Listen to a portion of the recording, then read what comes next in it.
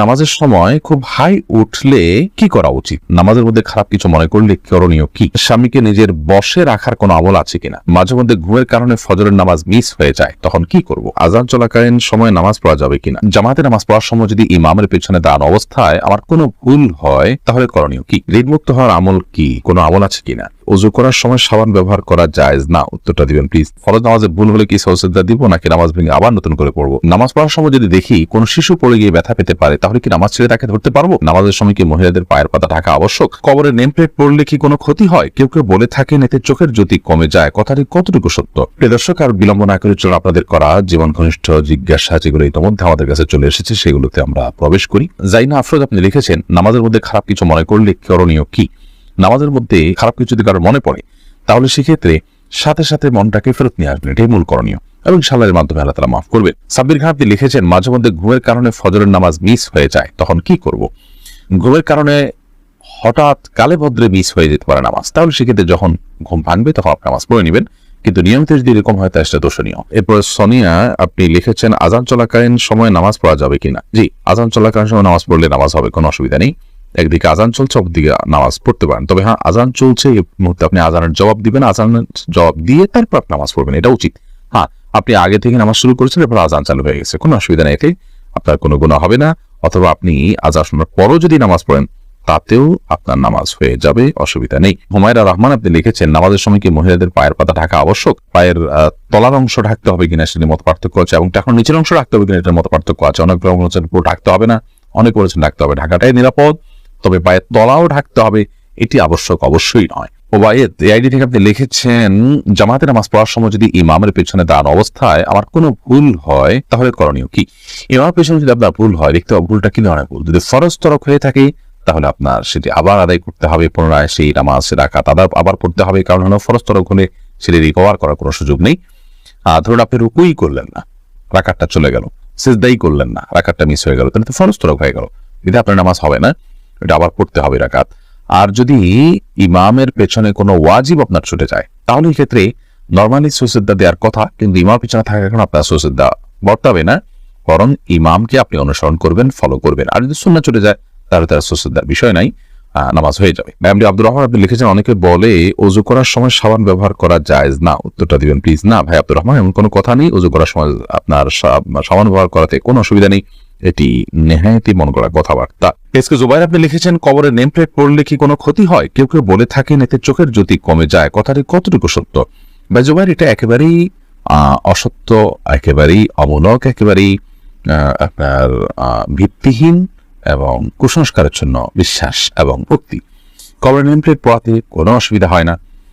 অন্য যে কোনো কিছু পড়লে যেরকম তার সাথে আপনার যে কোনো সাধারণ কোনো জায়গাতে আপনি কোনো মানুষের নাম লেখা আছে, তার জন্ম মৃত্যুর সন তারিখ লেখা আছে, এরকম কোনো কিছু দেখলে সেখানে যেরকম কোনো অসুবিধা নেই, কবর নেম প্লেট পড়াতেও কোনো অসুবিধা নেই, এটা নেহায়েতি কুসংস্কার। মোহাম্মদ হোসেন আপনি লিখেছেন, ঋণমুক্ত হওয়ার আমল কি? কোনো আমল আছে কিনা? ঋণমুক্ত হওয়ার জন্য অনেকগুলো আমল, অনেকগুলো দোয়ার কথা আছে। এর মধ্যে থেকে একটি দোয়া খুব সহজ, সেটা হলো আল্লাহুম্মা কফিনি বিহালালিকা আন হারামিক ওয়া আগনিনি বিফদলিকা আম্মান সিওয়াক। আল্লাহ, আপনি আমাকে হারাম এর পরিবর্তে হালাল দিয়ে আমার জন্য আপনি যথেষ্ট হয়ে যান, হালাল যেন আমার জন্য যথেষ্ট হয়ে যায়, এবং আপনি ছাড়া অন্য কারোর উপর যেন আমাকে নির্ভর করতে না হয়, আপনি তার থেকে আমাকে অবকাপেক্ষী করে দিন। এই দোয়াটি ঋণমুক্ত হওয়ার জন্য আমরা পড়তে পারি। এছাড়া আল্লাহ তাআলার কাছে সাধারণভাবে দোয়া করতে পারি। বিভিন্ন দোয়া আছে, আল্লাহুম্মা ফারিজাল হাম, দীর্ঘ একটা দোয়া আছে। এই দোয়াগুলো আমরা ঋণমুক্তির জন্য আল্লাহর কাছে বিশেষভাবে পেশ করতে পারি। তাছাড়া আরেকটা দোয়া আছে, আল্লাহুম্মা ইন্নী আউযু বিকা আল্লাহুম্মা ইন্নী আউযু বিকা হাম্মি ওয়াল হাযান ওয়া আউযু বিকা মিনাল আজজি ওয়াল কাসাল ওয়া আউযু বিকা মিন গালাবাতিদ দাইনি ওয়া কাহরির রিজাল। এই দোয়ার শেষ অংশের অর্থ হলো ওয়া আউযু বিকা মিন গালাবাতিদ দাইন, আল্লাহ ঋণের প্রাবল্য, ঋণের প্রাধান্য, যেটার কারণে আমার ঋণের বোঝা আমি নুয়ে পড়ি, এটা থেকে আমি আপনার কাছে পানাহ চাই। ওয়া কাহরির রিজাল, এবং মানুষজন আমার উপরে চড়াও হয়, এরকম কোন পরিবেশ পরিস্থিতির মুখোমুখি হওয়া থেকে আমি আপনার পানাহ চাই। তো এই দোয়াটাও আমরা পড়তে পারি। ঋণ মুক্তির জন্য অনেকগুলো দোয়াই আছে, আমরা সেগুলো অনুসরণ করতে পারি। ইনশাআল্লাহ বিদিনিল্লাহ আমরা এটার উপর ভিন্ন কোন একটা স্বতন্ত্র ক্লিপে কথা বলার চেষ্টা করবো, আল্লাহ তাআলা তৌফিক দান করে। উর্মি আক্তার উর্মি আপনি লিখেছেন, শুনেছি নরমাল ডেলিভারিতে সব আছে, এই বিষয়ে একটু বলবেন কি? ডেলিভারি নরমাল হবে নাকি অপারেশনের মাধ্যমে হবে সেটা একান্ত আপনাদের নিজস্ব ব্যাপার। শরীয়তের ক্ষেত্রে কোনো বিশেষ কিছু ঠিক বা ধার্য করে দেয়নি। নর্মাল ডেলিভারি হলে বিশেষ সব আছে এমন করার কথা নেই। তবে হ্যাঁ, মায়েদের যদি সন্তান প্রসব করতে গিয়ে দুনিয়া থেকে আল্লাহ করে চলে যেতে হয়, মৃত্যু হয়ে যায়, তাহলে সেক্ষেত্রে তারা শাহাদাতের মর্যাদা পাবেন, সেটি ভিন্ন বিষয়, সেটার সাথে নর্মাল বা অপারেশনের কোনো সম্পর্ক নেই। ইসরা জাহান পারভী আপনি লিখেছেন, ফরজ নামাজে ভুল হলে কি সৌসিদ্ধা দিব নাকি নামাজ ভেঙে আবার নতুন করে পড়বো?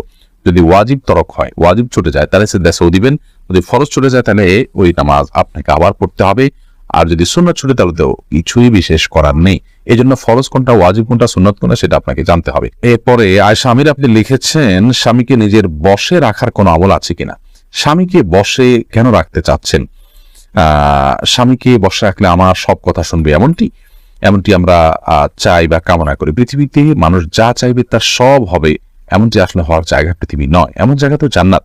অতএব বশে রাখার জন্য আমল বলতে আমাদের সমাজে বিভিন্ন রকমের তাবিজ, কবজ, তদবির ইত্যাদির প্রচলন আমরা দেখে থাকি। এগুলো গর্হিত এবং কোন কোনটি শিরক এবং কুফরির পর্যায় পর্যন্ত নিয়ে যেতে পারে, বিধায় এগুলো কোনো অবস্থাতে করা উচিত নয়। স্বামীকে আপনি চান যে স্বামী কোনো আপনার প্রতি জুলুম অবিচার না করুক, আপনার হক ঠিকঠাক আদায় করুক, আপনাকে ভালোবাসুক, সেটা যদি আপনি চান তাহলে সেক্ষেত্রে আপনি নিজে ভালো হয়ে চলুন, তার ভালোবাসা অর্জন করার জন্য চেষ্টা করুন, নিজেকে একজন উত্তম স্ত্রী এবং আকর্ষণীয় করে তার সামনে উপস্থাপন করুন এবং তাকে ভালো মানুষ হওয়ার জন্য বিভিন্ন দিক থেকে হেল্প করুন, আল্লাহর কাছে দোয়া করুন। এগুলো আপনার কর্তব্য। এর বাইরে আপনার গতানুগতিক ভাবে আমাদের সমাজে অনেক বোনরা আছেন যে স্বামীকে বশে আনার জন্য বিভিন্ন কবিরাজের কাছে যান, তারা বিভিন্ন আপোষের তাবিজ টাবিজ দেয়। এগুলো গর্হিত কাজ এবং গুনাহের কাজ, কোনো কোনো ক্ষেত্রে ঈমান বিধ্বংসী কাজ হতে পারে এবং এর ফলশ্রুতিতে অনেক সময় ক্ষতির মুখোমুখি হয় মানুষ, বিধায় এগুলো করা উচিত নয়। মাসুম আহমেদ আপনি লিখেছেন, দেনমোহর বেশি দিয়ে বিয়ে করেছি, আমার সবটুকু দেওয়ার মতো অবস্থানে এখন কি করতে পারি? স্ত্রীর কাছ থেকে বোঝাপড়া করে মাপ চেয়ে নিবেন, অথবা দীর্ঘমেয়াদে সেটা আদায় করার জন্য কোনো একটা প্ল্যান করবেন যে কিছু কিছু করে দিয়ে যাতে করে আদায় হয়ে যায়, সে চেষ্টা আপনাকে করতে হবে। মাসুম আক্তার আপনি লিখেছেন, সৌসিদ্ধা দিতে ভুলে গেলে করণীয় কি? যখন স্মরণ আসবে তখন দিয়ে দিবেন। আর যদি আপনি সালাত শেষ করে অন্যদিকে হাঁটাচলা করছেন তারপরে মনে হয়েছে, তাহলে সেক্ষেত্রে আপনি আবার সে নামাজ পড়বেন। শারমিন নাইম আপনি লিখেছেন, নামাজ পড়ার সময় যদি দেখি কোন শিশু পড়ে গিয়ে ব্যথা পেতে পারে তাহলে কি নামাজ ছেড়ে তাকে ধরতে পারবো? যদি দেখেন যে সে ক্ষতিগ্রস্ত হতে পারে, বড় ধরনের ক্ষতিগ্রস্ত, বিশেষ করে জীবন হুমকির মধ্যে পড়তে পারে, এরকম পরিস্থিতি হলে অবশ্যই নামাজ পড়ে আপনি তার জীবন রক্ষা করবেন। শিশু শুধু নয়, যে কোনো মানুষের ক্ষেত্রে প্রযোজ্য। ধরুন আপনি নামাজে দাঁড়িয়েছেন, একজন মানুষ পানিতে পড়ে গেছেন, তিনি সাঁতার জানেন না, তিনি ডুবে মৃত্যুর মুখে পতিত হতে পারেন, আপনি তাকে বাঁচানোর সুযোগ আছে, তাহলে আপনি নামাজ ছেড়ে দিয়ে তাকে বাঁচাতে হবে। এটার ব্যাপারে সমস্ত ফুকাহা কেরাম একমত। ঠিক একই ভাবে একটা শিশু, সে যদি কোনো বিপদের মুখে পড়তে যাচ্ছে, আপনি দেখতে পাচ্ছেন যে মৃত্যুর মুখে পতিত হতে পারে, বড় ধরনের বিপদ হতে পারে, আপনি নামাজ ত্যাগ করে তাকে ধরতে পারেন, কোনো অসুবিধা নেই। আর যদি হালকা পাতলা ব্যথা পেয়েছে, মনে হয় যে অন্য কেউ হয়তো ধরবে, হয়তো একটু কান্নাকাটি করে ঠিক হয়ে যাবে, তাহলে সেক্ষেত্রে আপনি নামাজ ছেড়ে তাকে ধরা উচিত নয়। এরপরে নওশিন আক্তার আপনি লিখেছেন, নামাজের সময় খুব হাই উঠলে কি করা উচিত?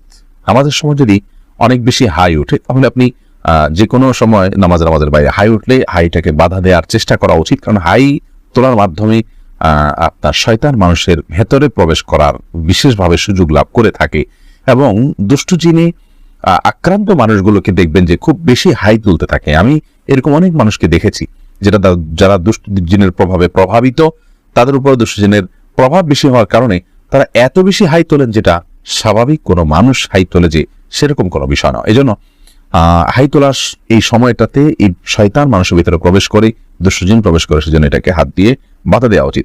মুখের কাছে হাত বা কোনো কিছু নিয়ে গেলে কিন্তু হাইটা বন্ধ হয়ে যায়। আমাদের মধ্যে সেই কাজটা আমরা করতে পারি, তবে নামাজের মধ্যে হাই তোলার পর এমনি বিশেষভাবে নামাজের মধ্যে হোক, নামাজের বাইরে হোক, কোনো অবস্থাতেই বিশেষ কোনো দোয়া নেই। লা হাওলা ওয়ালা কুওয়াতা ইল্লা বিল্লাহ আমরা অনেকে পড়ি, এটা পড়তে হবে হাই তোলার পর, এরকম কোনো বাধ্যবাধকতা নেই, বরং আপনি হাত দিয়ে সেটাকে বাধা দেওয়ার চেষ্টা করবেন।